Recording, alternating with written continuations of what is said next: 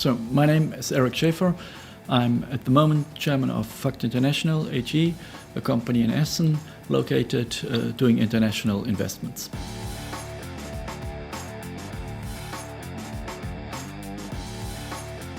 This episode is brought to you by WHU, the Otto Beisheim School of Management. WHU is reshaping the way students learn about business, management, finance, and entrepreneurship through its innovative programs and partnerships in Germany and across the globe. To learn more about this globally ranked university, visit whu.edu today. Hey folks, Garrett here. In this episode, recorded in early 2020, we introduce Erik Schäfer, serial entrepreneur, investor, advisor, and part of WHU's first graduating class of 1988. This guy's done some stuff. From founding a consultancy while in uni, to linking German capital to early Silicon Valley companies. From building mines in Australia to greenhouses in China, Erik is one of WHU's true OG entrepreneurs. Today we're discussing Erik's rich and fascinating founder journey, learning about his approach to building an adventurous entrepreneurial life, and squeezing as much wisdom and lessons as we can out of one interview alone. So for you listeners out there who want to learn about an entrepreneurial journey that spans a full 4 decades, this episode is for you. Hope you enjoy it.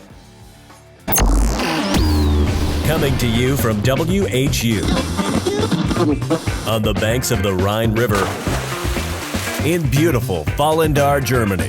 This is the best and most awesome founder podcast. A show about entrepreneurs, innovators, advisors, and educators, and the stories that make them who they are today.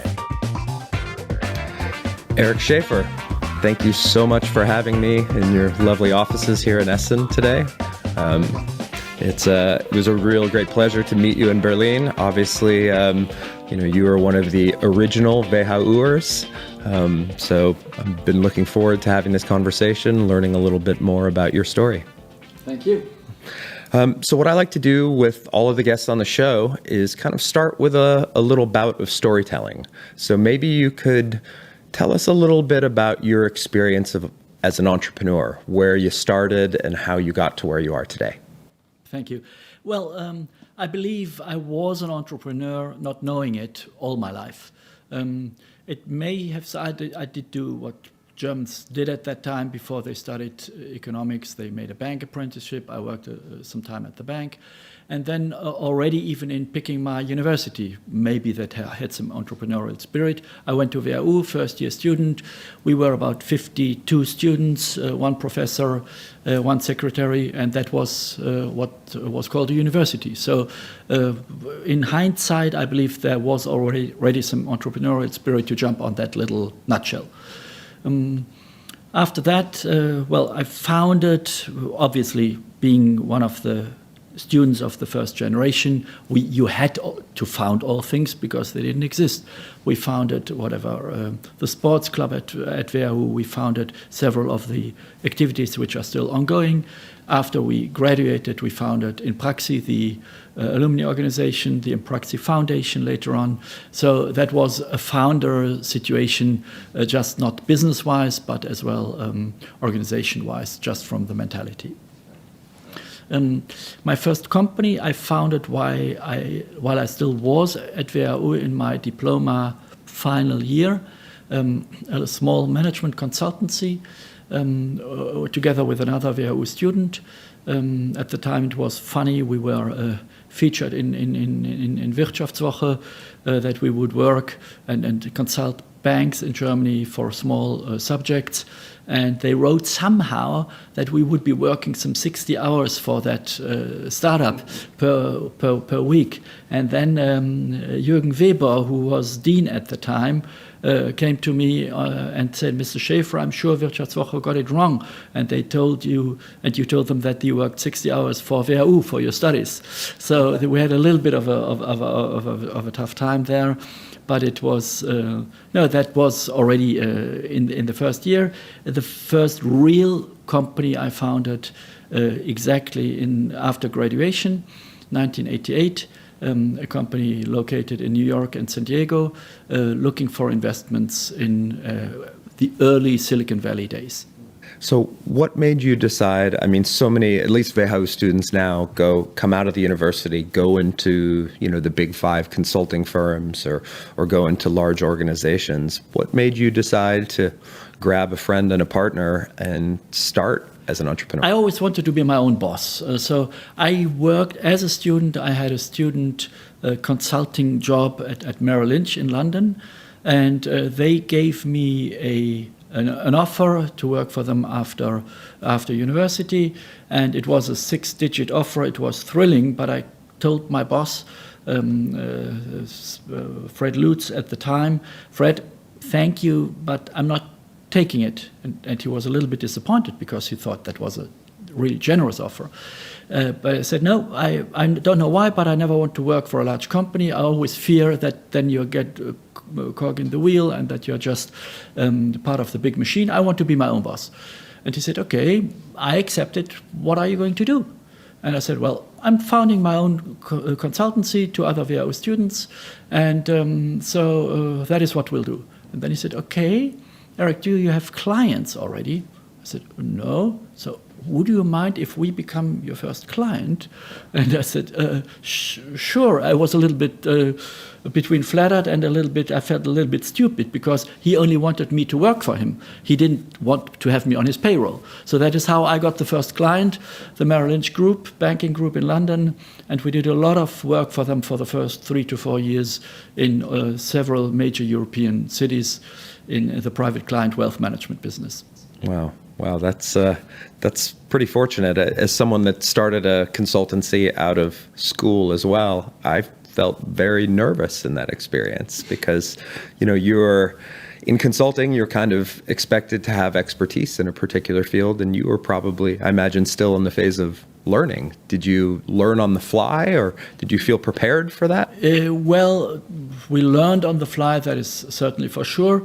And we did do good jobs in the respect. There was a small team around the chairman. He always wanted to have some whatever, I call it an A team. He wanted to just, whether we should found a bank in Germany, whether we should restructure the business between Milano and Lugano, whether we should have in Geneva an office to serve the European market, whether to buy a bank or a broker, an agent de change in France, where they had what they called the petit big bang at the time, that foreign companies were allowed to invest in France. So he needed people who were very who were generalistic, who just could jump on a case and then deep dive into it. And that maybe was something we learned at WHU, and we were quite well prepared for that. So he liked our approach, and so it was a very good and long-lasting client relationship. So you started a small consultancy right in your young age, right out of university. Tell me a little more about where you went from there. Yeah, that the consultancy grew, and after about 7 or 8 years, it became bigger and bigger. In one respect, I didn't like to see it grow so big, because you had to add a layer of management into it. So I was not doing what I love to do, to create things. Our clients was always as well founding situations. A company who wanted to found a new business line, and we were helping them to do it. So that was one thing, that the company became too big. I sold it at the time, and another situation was that at the time I was planning on founding a family, and I didn't want to necessarily be 4 days at my clients, 5th day in the office, 6th and 7th day doing the bookkeeping. So then I said, I've now sufficient expertise and experience in learning how to build businesses, learning how to found something. Now I want to do it on my own account. That was maybe around the years 96, 97, 8 years after graduation. Gotcha. So you said you then went to the U.S.? Did I understand that? Yes, that was the U.S. time. Well, I lived in Germany, but business-wise, we invested then in the first years in the Silicon Valley. That was a little bit pre the internet world. It was more into the medical devices, catheters, stents, minimal invasive surgery matters.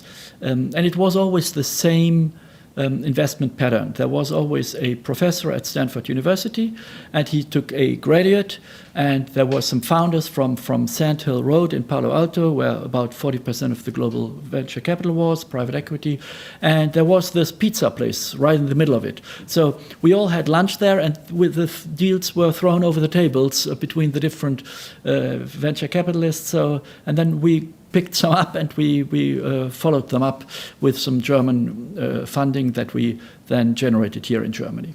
So that was a fun time, and that was really when I began to learn how this venture capital and private equity and founding world works. Gotcha. Wow. That must have, what years were those in the Valley? 96 to 2000. Maybe. Gotcha. Would you say the writing was on the wall? Did you see what was coming? Yes, yeah, you could see it because everybody, I learned at that time, when you wanted to found a company, you have to be 6 or 8 years earlier already a deal scout, a trend scout, to see what will be coming, because you need some time to build companies up, and if the world discovers it, you have to be on the sell side. So when I came back to Germany, people were always too late. When there was a trend and it was already getting big, then everybody jumps on it and says, oh, now we do it as well. Too late. So there was an early learning that you have to be, as what I said, a deal scout and a trend scout and whatever, looking a little bit into the future, not with a crystal ball, but there's some techniques to learn that.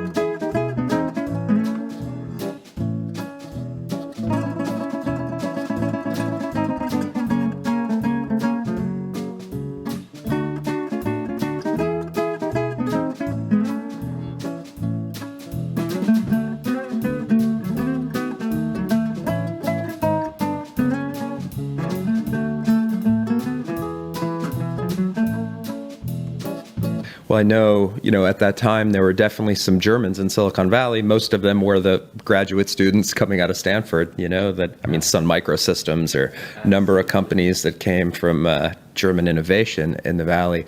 Was there a lot of German capital, or were you one of the few? Not too much German capital at the time. We did see some of the very large German names which are still around there, but they had already their fully fledged structure, so there was not too much interaction with them.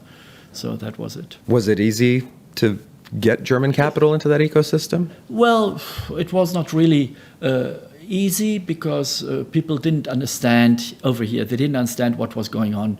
Now everybody says, oh, Valley. But that at the time it was building up. It was already in the US, it was big, but then it was still difficult to convince Germans to give a bunch of 3 or 4 founders money, and then that a big exit would result out of that. Right. So you were there in the late 90s. Yes. Did that trickle into the early 2000s and the bubble burst? It did, yes. Although I was, during the bubble burst time, I was already back in Germany, and that was a time when we founded, together with another 4 VHU students of the year, might be 99, we founded a company here that has then grown first, but really was wiped out through the bubble.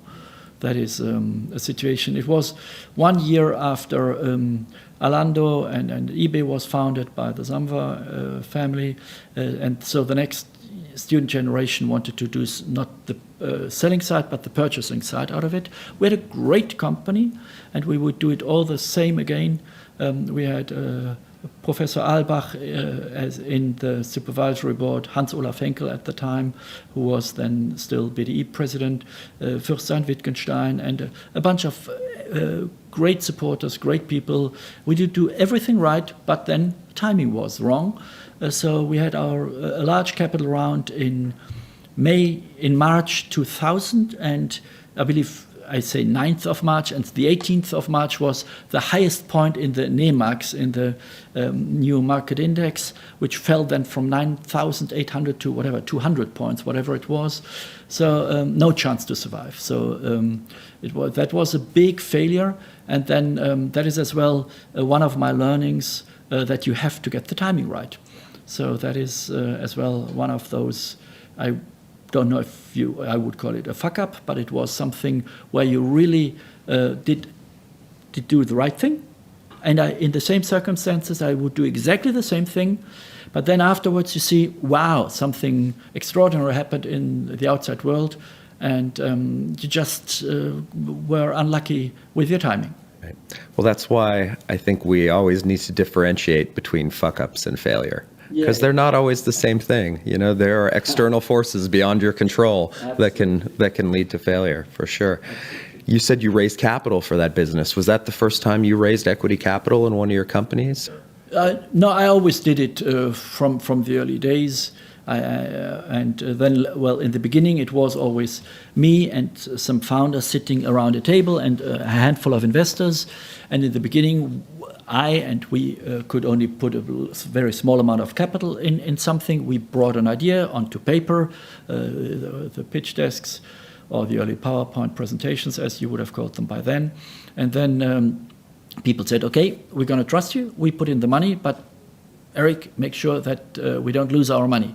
And then, yes, sir. And then we ran, and then we tried to make most out of it. So later on, we didn't need all the money, because then you had your own money to invest. But then there was a group of investors which always followed you, and you had those. That is as well an important point when you raise money, be it as a startup or in my situation of arranging startups or arranging investments. You need to know the people for long term when you want to do business with them. They need to know your character, you need to know them, and only after some time they will open up and invest in something. So maybe another takeaway out of all those years, build up a network and a long-term relationship network. You can't start too early with that. Right. And I think that's why the sophisticated investors say we don't invest in ideas, we invest in people.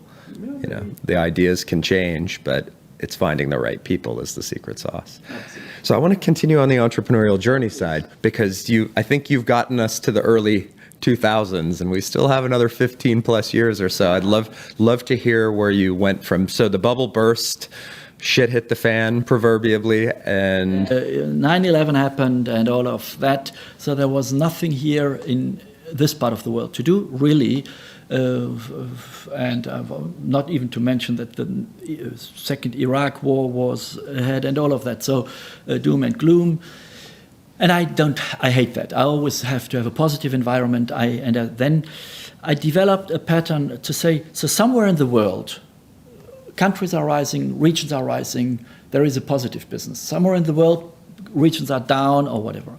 Then there are industries, new industries are rising, and some industry die. So what I did, I made a kind of a cross, and I looked where in the world are regions on the uprise and where are industries on the uprise. So that is a pattern I developed at the time, which I then continued over the last 15 years. And then at the time, what I did was to see, look, where in the world would be the next place for me to go. What happened was in 2001, China became a member of the World Trade Organization, and I said, what is if such a country becomes a member of the industrial society? And then I see what would they need first, and then I see, well, they will have to build things, they will need energy, and then they will need a lot of natural resources. So if you build, you need steel. For steel, you need iron ore and coal. And then when people get richer, they need copper because there is phone lines and there is plumbing thing. And then when they get richer, they need aluminium because they build airplanes and can afford to fly and all of that. So those patterns worked. And I said, okay, I want to do something there. But I didn't dare to do something in China itself because people told me they are very Western when they want to do business, but they turn very Eastern when it comes to problems. So I didn't really dare to do that. And then by a kind of a coincidence, a friend brought to my attention a project in Australia, a natural resources project, because that Australian guy didn't want to finance or fund it in Australia as he feared that one of the big guys would kind of take it away from him. So I said, let's have a look. We went down to Australia. We liked the people. We liked the situation. And the idea was then to build a mine, a natural resources, a coal mine at the time, clean coal, thermal coal, for the market to be shipped to China, as we then learned that it's much cheaper logistically to ship the product from Australia to China than to mine it in China's north and then use small barges to bring it to the south. So therefore, now I had my idea, looking again into the world to see if you want to serve the market from China, but not from within China, then I landed and ended up in Australia. So what we did, we founded a large company in Australia, a coal mining company. We bought 2,200 hectares of land. We built a big rail loadout. I got a large Wall Street investment bank with a couple of $100 million investment into it. And we had built a huge company by the year 2007, 2008. And that was really, and today if you go to Australia to see the mine, it's one of the largest and best developments over those years. But here comes the catch. That was another learning from me. If we would have sold it like I wanted to do it in 2007, but then my friends from Wall Street, they said, no, Erik, wait another year, it'll double in value. But then that next year never came. It did come, but the other bubble burst. So after the Lehman crisis, that investment bank was nearly down to ashes. So they did fire sales all over the place. So in the end, they sold that whole thing. And, as they were the main financiers. I was chairman of the board, and I was possibly the only non-partner of that large investment bank who was a chairman of a consolidated company there. So therefore, I did have a strong role, but nevertheless, they had the right through all those drag-along, tag-along rights, as we all know them. So they sold the baby, but for a fraction of the value that it could have had if we would have run the business. So that was another learning from my side. If you have a long-term, non-linear investment, never do it with quarterly earnings, linear thinking, bonus-driven investment bankers. So that was another big learning curve to say you need to find the right investors for the right investments as well. Well, there's always that contrast, and I've talked about it with my colleague before about different types of capital, right? And when you have capital that's operating on quarterly earnings reports, that can really run into walls for people that are trying to build longer-term sustainable companies, especially ones that aren't publicly traded at that point. Absolutely. No, but so that this is, we're having this podcast, and I believe some of the thoughts is as well, me being a lifelong entrepreneur, what are my takeouts as well, and which advice could I maybe give? And so those are as well certain things that you really have to find the right investors for the right projects. Otherwise, you have a problem.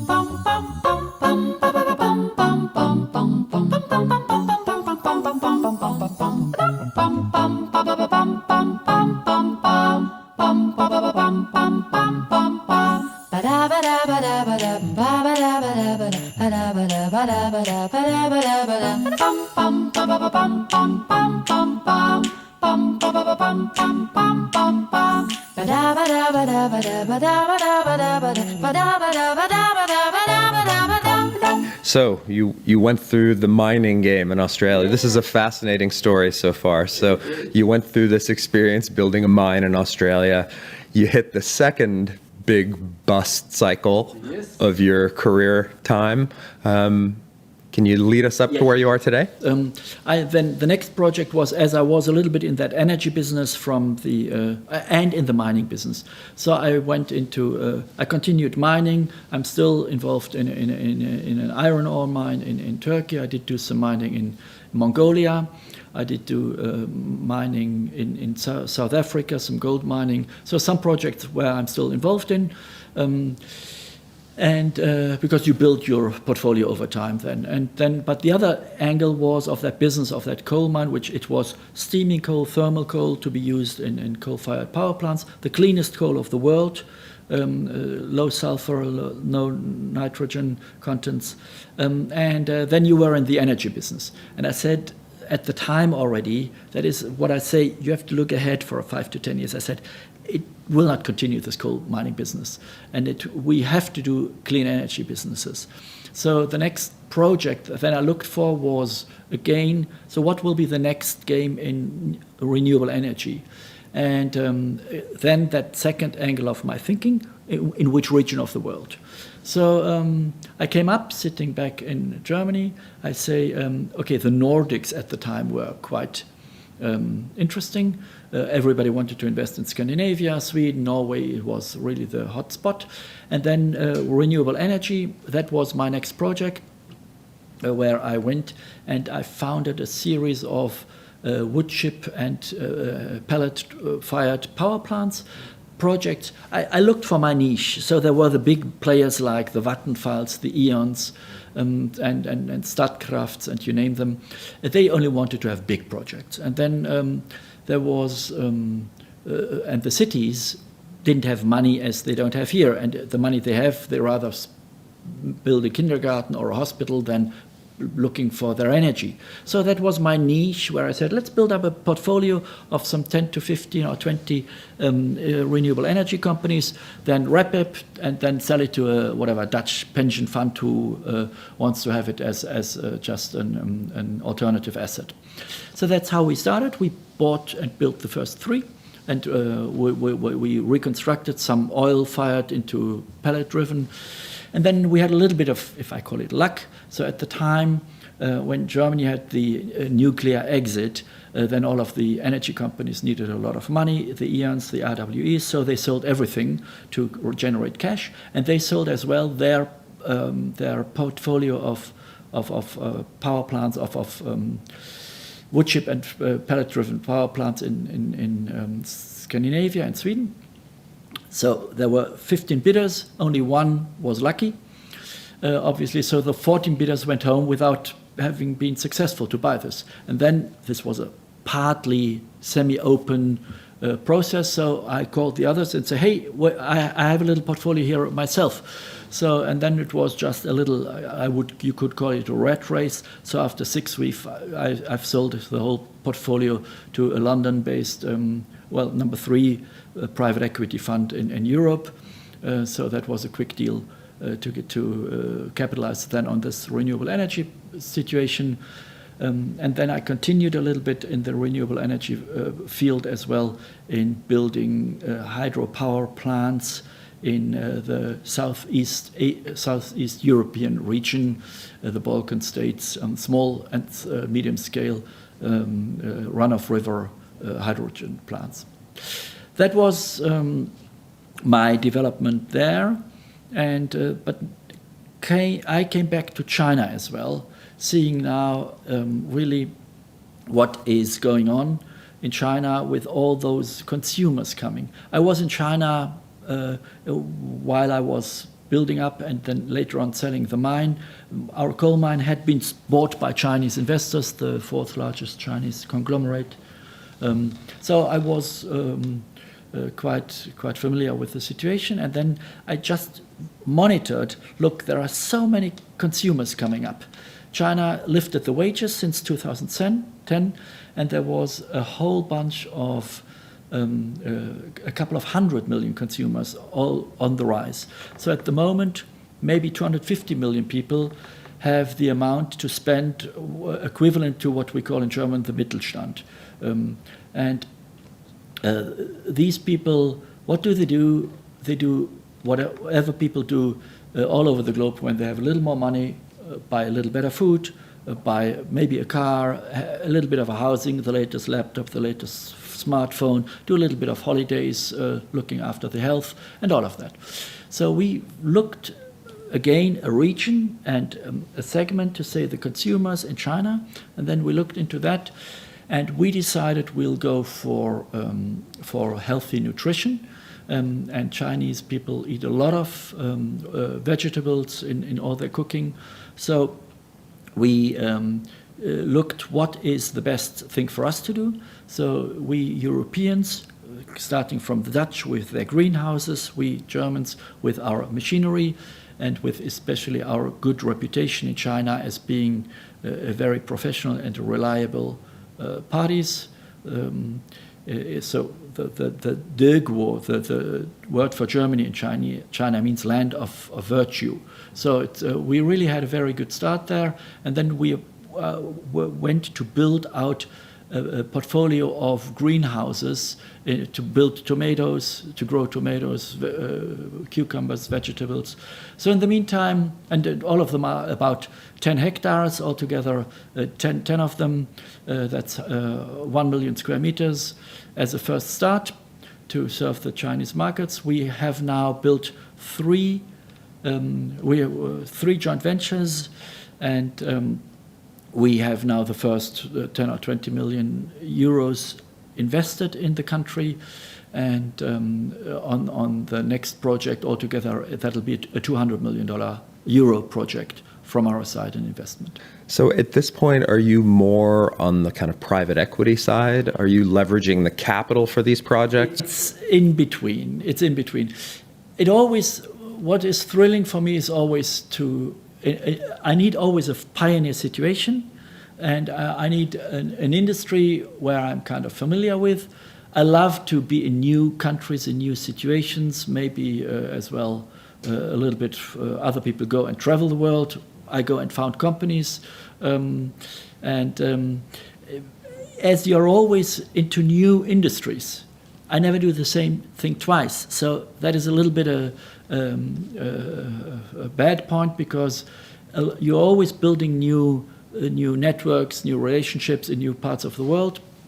So therefore, that is maybe something where other people would rather build on one industry and then grow something. If you're a serial entrepreneur, and I found out after about 10 years, which was maybe the second half of the 90s, where I'm good at, and that is to build something. I'm not an inventor. I always need somebody who has an idea already. Most often when I meet people, they messed around with it a little bit, weren't able to finance it, and then I said, let's have a look. And then what I'm good at is to make something big out of something small. But once it's big, I have to let go and let a professional manager run it. That's what I did in all my investments. In Australia, I hired all the management from Ruhrkohle AG, who had sold all their mines in Australia. I hired them. In Sweden, I hired the chief technology officer from Vattenfall, Professor Strömberg, to run my businesses. Because I have an idea, and I smell between the industry and the region that there is something, but I've never done it in the country. So I need always the experts to do it. Because I don't want to mess around and be going down the learning curve, but that is always what worked well. So once it's built up, I'll let go. That is a little bit my pattern. So you're kind of the scale-up guy. The scale-up guy. Yeah, that's a hard job to do, because I'm the early guy. and getting it up to that next level. They say the hardest part is not founding or stabilizing, it's adding the zeros in between, Yes. and growing it up. I'm curious about moving into China a little bit. I'd like to ask a question about that, because one of my first companies, I had a Chinese business partner, and we were in graduate school together, and I actually helped him edit his thesis, and it was on the topic of Guanxi, this culturally ingrained, the importance of those relationships. As someone that has jumped into new markets in new countries, what have you learned about some of the obstacles or the opportunities in terms of having to foster pretty meaningful relationships in a country like China? Absolutely. No, without the relationship, don't even try. I happened to have in 2 instances, we were quite lucky to just meet people. I always meet people, and in one of my functions, I'm in the presidency of the European Chamber of Technology, and in that respect, we did do a lot of Chinese delegation trips to numerous cities. And in all those cities, you meet in those business functions and in matchmaking events, you meet some 20 people in every city. And if you're there for a week, you do have met so and so many people. Out of those, maybe 1 or 2 come out where you see there is a certain sympathy, an affection, there is some understanding without words, and then you build on those relationships. So the first 3 to 6 months, I don't make business with the people. You get to know each other, you see each other a second time, a third time, and then you begin to sense, would it make sense to work together? Especially in China, this Guanxi, this network, this cobweb of relationship is extremely important. In a country of 1 billion people, you need to have a close network of people you trust. And whoever is in that Guanxi network is, you do everything for him or her and the other way around. Everything who is outside, is in the outside world, doesn't really exist.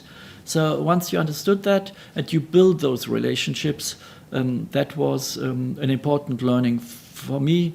I learned of it in my first China round, 2008 to 2012, and since 2015, since I'm back in the country, I'm really building on it. And I must say, the people that I did meet so far and where we did found the joint ventures, there are 100%, it's like a family all over the place. It's really wonderful. Once you're in, you're in. Great.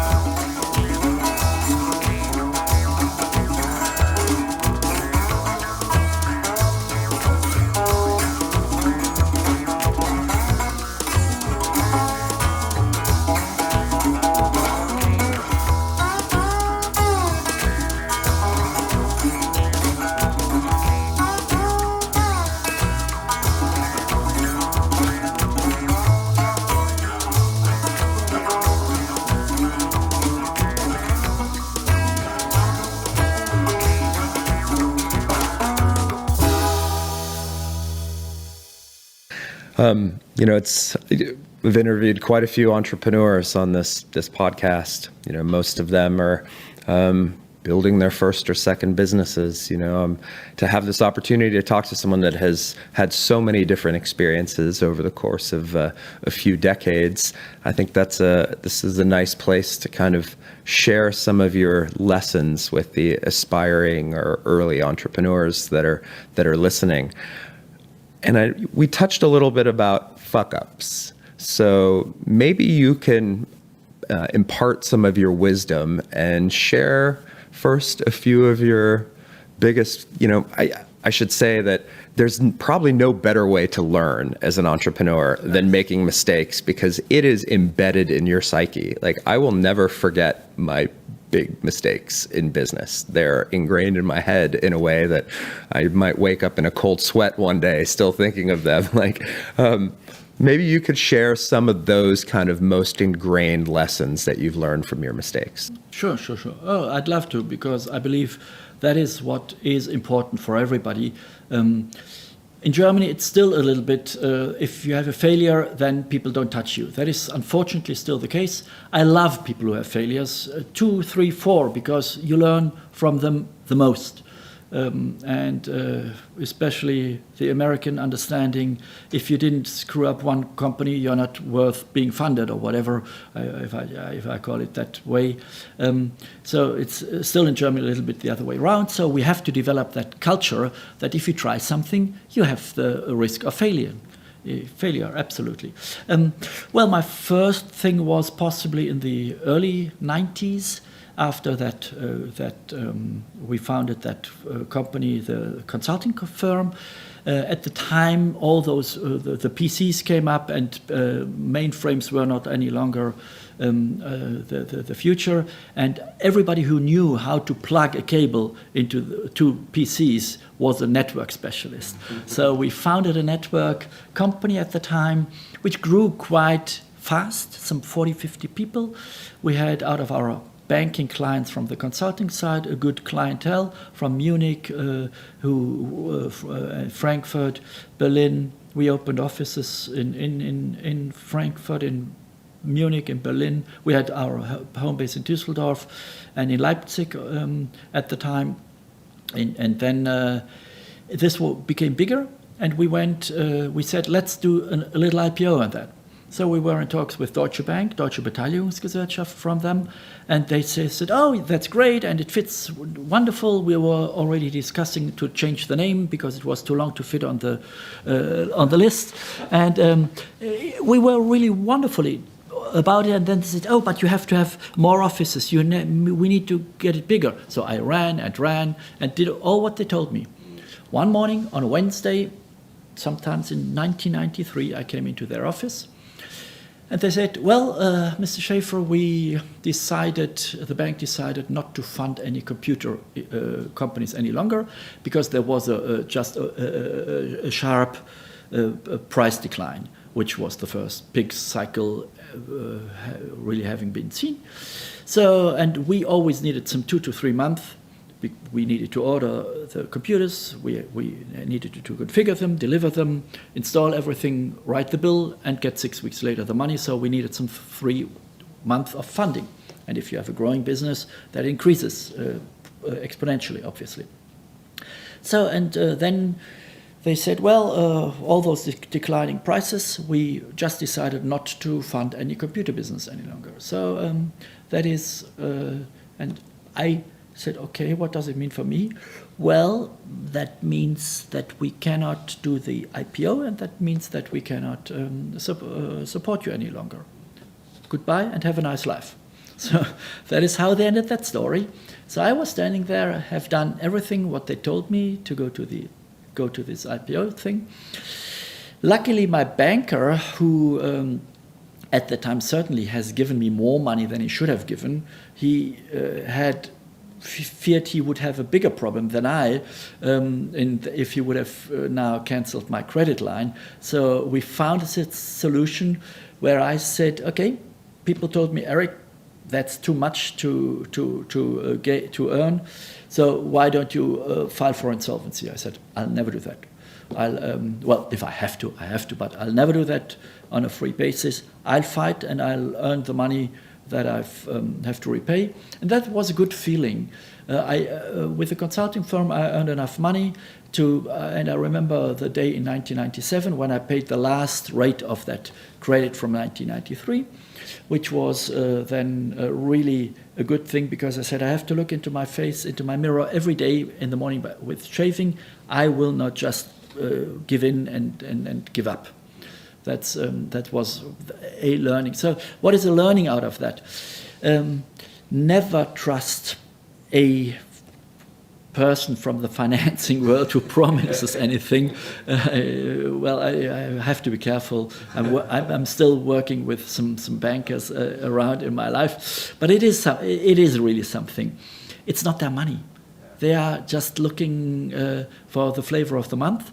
and then they drop you as fast as they picked you up because they thought you were valuable. So that is certainly one thing that you should learn out of those situations. On the other hand, it was good that one banker I had a good relationship with.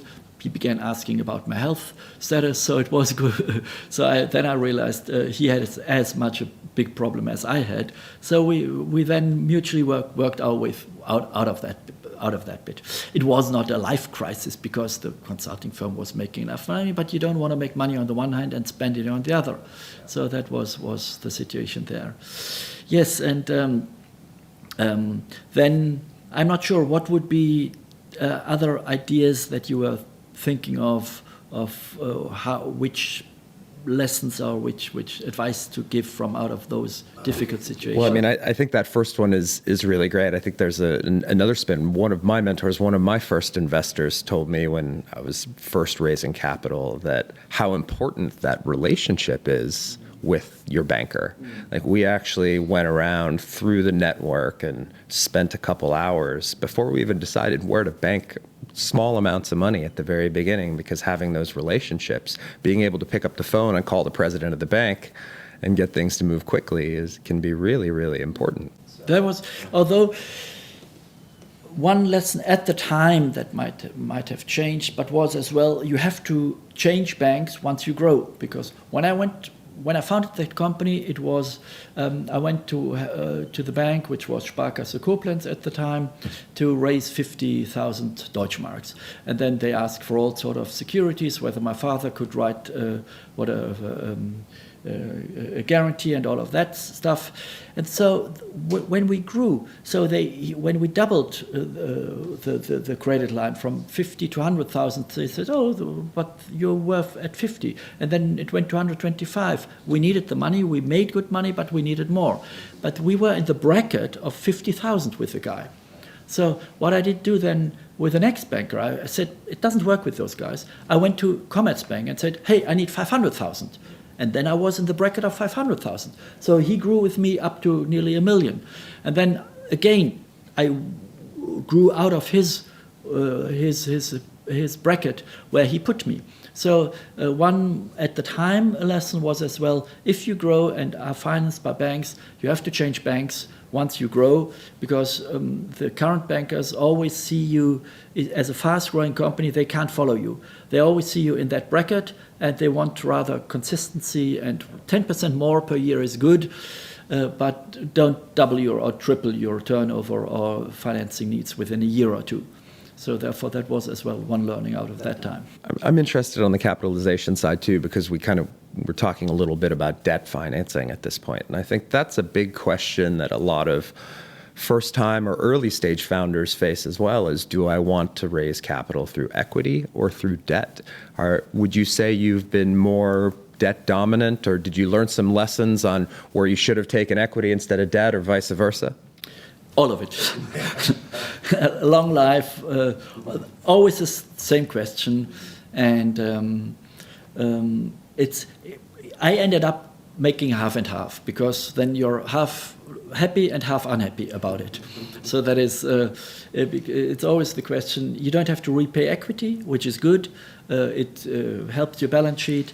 The downside is you have to share, although sharing is nothing bad.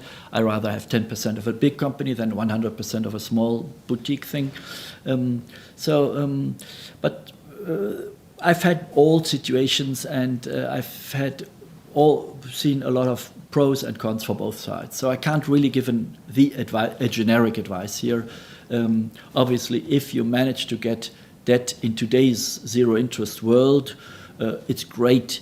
And as the people, and you only have to give a couple of percentage points in interest if the banks wanting negative interest. So therefore, if you are lucky and can have long-term funding from the debt side, take it. Because the leverage always will be there if you finance your companies with debt and you own the equity. That's always the trick to do it. Did you ever start with debt? Because a lot of the problems that I've seen in the past are, especially early stage companies that are, still are a few years away from being cash flow positive. They're taking debt at the beginning, and then they realize they need a big injection quickly. And then you go for equity, but now you've got all this debt on your balance sheets. Do you ever run into problems like that? Yes, I did. Because you over time you learn you always have to double the time frames of your expectation. You always have to halve your the turnover, the expected turnover, and maybe add 30% of the costs, even on your worst business plan, and then you're on the safe side. But that's as well the lessons of life, that you don't know the unknown unknowns, obviously, and that is what I just add now into my thinking in the meantime. So in the early days, I did do too heavy debt financing in the beginning, and that's always bad, because money that you don't own, you're always running after it. You're always under pressure. Money that you do own gives you freedom, and if you don't have that pressure, then that gives you a lot of more freedom. So today I rather go for equity financing. Love to share with people, because that gives me just a quieter day, and not really necessary to run in whatever, a hamster wheel or whatever, against timelines, against repayment deadlines and all of that. Right, gotcha. So I just want to flip it on the other side a little. We talked a little bit about some fuck ups, if you will. I want to hear a little bit of your wisdom. So just to create a little scenario for you, you've got an aspiring young entrepreneur in front of you, and you only have a few minutes to kind of pass some of the key few pieces of wisdom. If you had 2 or 3 key points that you feel that all first-time entrepreneurs should be prepared for, are there any key things that you would want to tell someone, if it's your son or someone close to you that's about to jump in the deep end and give this a shot? What would you tell them? Well, number one, do it. When you get older, you always regret things that you never tried, that you never did. You don't regret things that you did and you failed, because you tried it. At least you tried it. So do it. That's the first advice, idea. Then certainly one thing is be persistent, because there are all those naysayers and people who say, oh, it will not work, and you'll have to go through them. Just believe in you, just believe in everything, and be persistent, and don't let people just throw you back, because if it would be easy, everyone would do it. So therefore, that's maybe one thing. What goes in line with that is you have to be able to live with open situations quite well. People who love to have always clarity about things maybe shouldn't do it. And when I was young, somebody asked me, well, Erik, do you want to live a life of a roller coaster or of cups and saucers? And I said, what's that? Tell me. And so a roller coaster, if you found companies, it goes up, and then you have a super time, and then you fall down maybe if there is a trough or if there is an economic downturn, and then it goes up and down again. So that is that life. If you love that, go and become a founder. If you want to live a life of cups and saucers, and he explained, cups and saucers come on the table in the morning, will be washed, will come on the table in the lunchtime, will be washed, will come in the evening. So if you want to have that regularity, don't do it. So decide yourself, do you want to live the life of a roller coaster? Then you should do it. And coming back to those open situations, that is what people really drives people mad very often, because you have 7 irons in the fire and you don't know which one works, and most often people lose their nerves and just they want to have clarity. They cannot stand to live very long with all these open situations. And I sometimes say exchange your nerves of steel with nerves of elastic band because they are more flexible. But your nerves have to be more flexible, or you have to hold your breath longer than the people around you. If you do that, eventually people will agree to what you propose to them, will give in negotiation situations, but don't give up too early. That's maybe all in that persistence advice, or whatever you call it. Man, I love that one. I was about to write it down. I'm going to save it in the memory banks that nerves of rubber are probably better than nerves of steel because they're flexible. That's really awesome. And the only other thing is as well, maybe dream big. Don't start too small. Shoot for the moon. If you end somewhere in the stars, that's fine. But shoot and really dream big. Number one, for yourself. And everybody wants to be part of a big story. If you already start with, in today's world with this platform, there is this little platform thing that has not been developed, and this little niche thing, nobody's going to listen to you. Find something really big, something really new, where you would fight, live, and die for, whatever. So with all your passion, with all your heart. That is something as well. Ask yourself, do I just want to be a founder because everybody around me is a founder, and I have this little idea, I'm not really burning for it, but I want to be a founder. Don't do it. Try to find that big thing which really makes you burning. I love it. Go big or go home, as they say in English. Yeah. Yes. Awesome.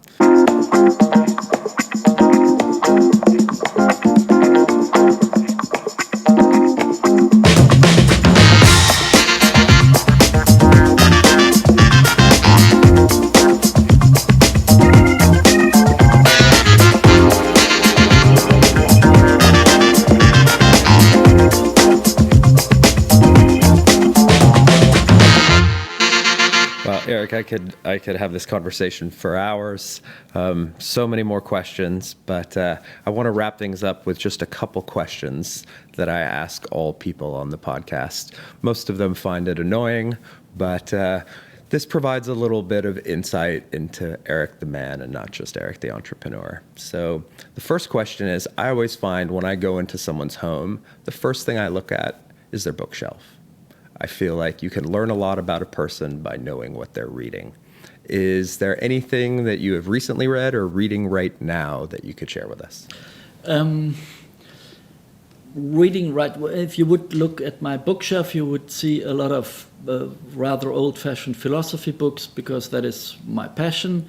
But if you ask me what I'm reading right now, and don't smile about it, it's the Bible. And why is that? Next week we are going with a family for a longer Israel trip, and I said I've ran across the book for all of my life, but I never really read it.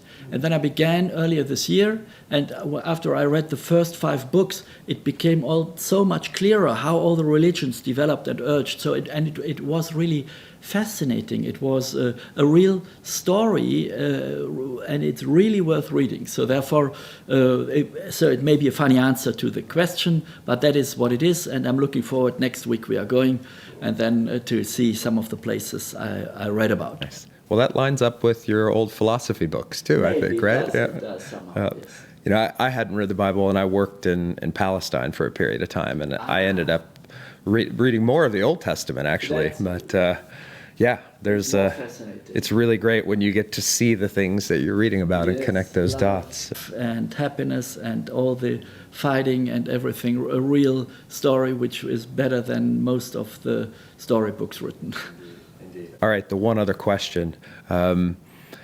What's on your playlist? What do you listen to in terms of music to put you in the mood? Being a member of the Richard Wagner Society for maybe even a couple of decades, but a long time, I maybe should say there is nothing better than Wagner music. But if you're asking for playlists, at the moment I'm rather into quite modern modern music, whatever, FKA Twigs, Taylor Swift, or Charlie XCX, or stuff that you may not think I would be interested to listen in. But that's maybe as well, rounding it up, my entrepreneurial thing. I always love the new thing. I always see what is the next thing, and so who will develop out of those young artists then into the next big shot. Nice. And you get, I'm assuming you get a little help from your son on some of that new stuff? Absolutely. Yeah. Awesome. Well, Erik Schäfer, thank you so much for taking the time, inviting us to your lovely offices here in Essen. It was a wonderful conversation. I could do it forever. I have so many more questions I'd love to ask, but hopefully we'll get a chance to do it again. Thank you so much, and all the best luck. This is a wonderful initiative. Well, folks, that was Erik Schäfer, serial entrepreneur, investor, advisor, and WHU OG. Coming up in episode 15, we'll introduce Tristan Kromer, lean startup guru and innovation coach based in the San Francisco Bay Area. We'll be learning about Tristan's fascinating journey that led him from rock and roll to Silicon Valley to becoming a globally recognized expert in all things lean. So for those of you out there considering your own startup journey, or others who want to improve the management of your current one, this episode is one not to miss. Bis nächstes Mal.